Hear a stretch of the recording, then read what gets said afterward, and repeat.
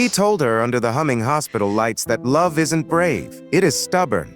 Mira let the sentence sit between them like a small, honest thing. Outside, rain turned the city into smudged glass. Inside, the room smelled of antiseptic and stale jasmine tea. Armand stood near the window, his suit losing its shape, a man who had traded boardroom certainty for the awkward intimacy of a folding chair.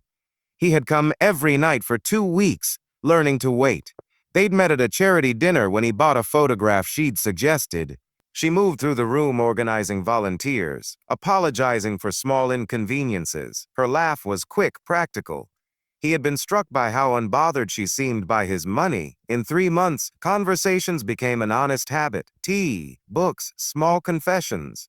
Mira kept her illness to the hushed line between friends. A long season, she'd call it. She learned the economy of words, how to say less so people wouldn't treat her like a project. Armin learned her tiny rituals, the way she tapped the rim of a cup, the novels she fell asleep to if pain allowed. Those small facts became a map he traced nightly. The monitor hummed in patient rhythm. Her hair had thinned to a muted halo. She refused the charity cap he once bought. She wanted to be known without a costume. 2 nights before, she had asked him to leave. "Please," she had said calmly. "I don't want you here when it's worst." It wasn't abandonment but a protection. She believed love should not be punished with witnessing decline. He had argued, voice fraying. "I chose you," he said. "I will not walk away." She had looked at him with a clarity that reserved mercy for him. "Go," she had asked. "Go and live the life you promised yourself. That is the kindness I want from you." Now he sat close, fingers hovering before settling around hers. The touch was quiet, an agreement holding grief and gratitude. "Tell me a place to remember," he whispered. A sound, a sentence. She smiled faintly, choosing carefully as if arranging gifts. Her eyes moved through the room, the windows rain, the framed photograph on the bedside table, his face, collecting anchors. A nurse moved in and out with practiced softness. Mira turned a paper cup between thin fingers, tracing the tea stain as though reading a map. She said, voice low, "Remember the cafe on Hazar Street? The bench by the old bakery. Sing the song my mother hummed when the lights went out." Each instruction folded into a future he could carry when rooms felt empty. Armin pressed his forehead to her hand until his breath matched the monitor's cadence. He wanted to defy her request, to fill her last days with presence. Instead, he listened and began to store the small, ordinary things she gave him, knowing they would become his stubborn language of love and always. The next few weeks felt like something borrowed from a dream. Arav, usually buried under spreadsheets and phone calls, found himself rearranging his meetings just to sit with Mira at the old cafe. They talked about things that didn't exist in his world. The smell of rain, childhood summers, her love for stray cats, and how silence sometimes said more than words. He'd watch her sketch random people in a little notebook, waiters, children chasing pigeons, the woman who sat alone by the window every morning. She saw beauty in places no one looked. That was what drew him in, the way she noticed. "You're staring again," she'd say, eyes still on her sketch. "I'm studying," he'd reply with that half-smile. "You draw like you're saving moments," she laughed softly. "Maybe I am. Some moments deserve to be saved." He didn't know what she meant then, not fully. There was something about her laughter, too fragile at times, like glass about to crack. She'd sometimes go quiet mid-conversation, her gaze drifting to the horizon as if time was slipping faster for her than anyone else. Arav noticed, but didn't push. Everyone had scars. Maybe she was just protecting hers.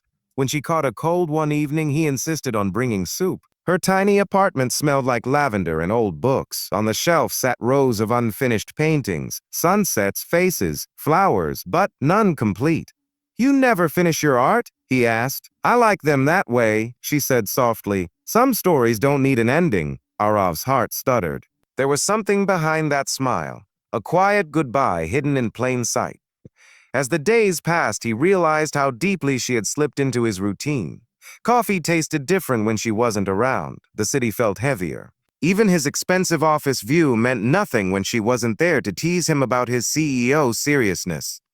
He took her to the seaside one evening. The sky bled orange and gold, waves folding into each other. She stood barefoot on the sand, arms open to the wind. I wish life paused like this, she whispered. He looked at her, the sunlight catching the tiny scar above her lip, and said, "Then I'd never let it move again." Her smile faltered, just for a second, then she turned away. "Promise me something, Arav. If one day I disappear, you won't come looking."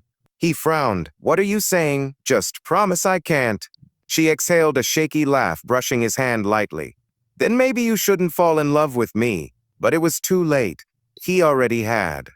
And in that moment, with the tide licking at their feet and dusk swallowing the horizon, he didn't know that this was the beginning of goodbye, the soft kind that pretends to be love for a little longer. Arav didn't hear from Mira for 3 days. No messages, no cafe visits, no calls. At first, he told himself she was just busy, maybe painting again. But by the 4th day, unease turned into a knot in his chest. He drove to her apartment. The curtains were drawn, the window slightly open. When he knocked, an older woman from across the hall peeked out. "She's gone to the hospital again," she said quietly. "Didn't she tell you? Hospital." The word landed like a stone in his stomach. He rushed across the city, his driver barely keeping up. The receptionist gave him a puzzled look when he asked for Mira. "Only family is allowed," she said. "I am family," he lied, voice trembling. When he finally found her room, his heart broke before she even opened her eyes. She looked smaller, fragile under the harsh white lights. An oxygen tube resting against her cheek, a book of poems by her bedside. "Mira," his voice cracked. She smiled weakly. "I told you not to come, and you thought I'd listen." He pulled a chair beside her bed. "What is this? What's going on?" Her silence answered before her words did. "I didn't want you to see me like this," she said, tears pooling at the corner of her eyes. "It's stage 4, Arav. It's been months. I was getting treatment before we met, but it's spreading faster now." He shook his head. "No, you're going to fight this. I'll get the best doctors, the best hospital." She placed a trembling hand on his. "You can't fix everything with money." Her voice was steady but soft, the way people speak when they've made peace with the inevitable. "I didn't want you to pity me," she whispered. "I wanted to be someone normal in your life, not a patient. Just someone you could love without worrying about how it ends." He felt his throat tighten. "You think love comes with conditions? You think I'd walk away?" Mira looked away, her eyes tracing the raindrops on the window. "I think you deserve a lifetime, and I don't have one to give." Arav stood there, his chest heavy. "Every breath a fight. You don't get to decide that for me." The machine beside her beeped softly, a reminder of how fragile the moment was.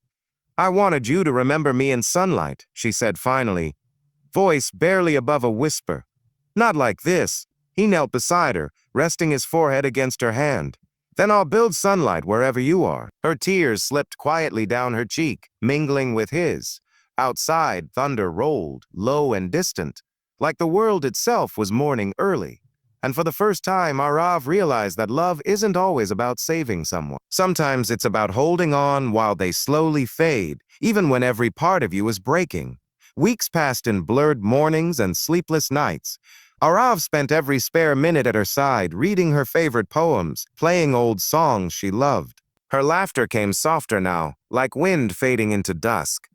One night, as city lights flickered beyond the window, she whispered, "When I'm gone, promise me you'll live. Not survive, live." He held her trembling hand, afraid to blink. "I'll live, but only because you taught me how." She smiled, faint and peaceful. "Then that's enough." The monitor's steady rhythm slowed, like the world taking one long, final breath.